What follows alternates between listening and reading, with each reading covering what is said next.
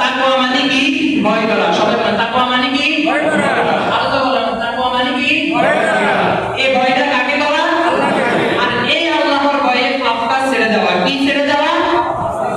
আমরা যারা আল্লাহ রাব্বুল আলামিনকে ভয় করলাম এবং নিজেদেরকে পাপ কাজ ছেড়ে দিয়ে ইবাদতে আনলাম, এই যে আমরা এখন নামাজ পড়তে আসলাম, এই কারণে আল্লাহ রাব্বুল আলামিন আমাদেরকে মুত্তাকি হিসাবে ঘোষণা করে দেয়। সুবহানাল্লাহ।